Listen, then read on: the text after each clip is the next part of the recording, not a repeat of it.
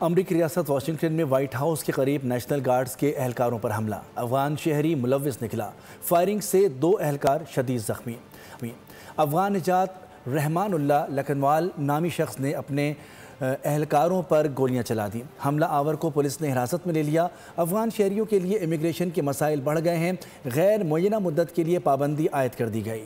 Washington میں white house سے قریب فائرنگ کا واقعہ، افغان طالبان رجیم پوری دنیا کے لیے خطرہ۔ امریکہ میں نیشنل گارڈ کے اہلکاروں پر افغان شہری نے حملہ کیا، 2 زخمی اہلکاروں کو تشویشناک حالت میں اسپتال منتقل کیا گیا، حملہ آوروں کو حراست میں لے لیا گیا۔ افغان نژاد شہری 29 سالہ رحمان اللہ لکھنوال 2021 میں آپریشن الائز ویلکم کے تحت امریکہ آیا۔ امریکی صدر ٹرمپ نے واقعے کو دہشت گردی قرار دیا۔ افغان شہریوں کی امیگریشن درخواستوں پر غیر معینہ مدت کے لیے پابندی لگا دی گئی۔ یورپی یونین اور اقوام متحدہ کے متعدد رپورٹس پہلے ہی خبردار کر چکی ہے کہ افغان طالبان رجیم دہشت گرد گروہوں کے ساتھ تعلقات مضبوط کر رہی ہے۔ افغانستان میں وار اکانومی جنم لے چکی ہے، جہاں امریکی انخلا کے بعد چھوڑے گئے اربوں ڈالر کے اسلحے کی کھلے عام فروخت جاری ہے۔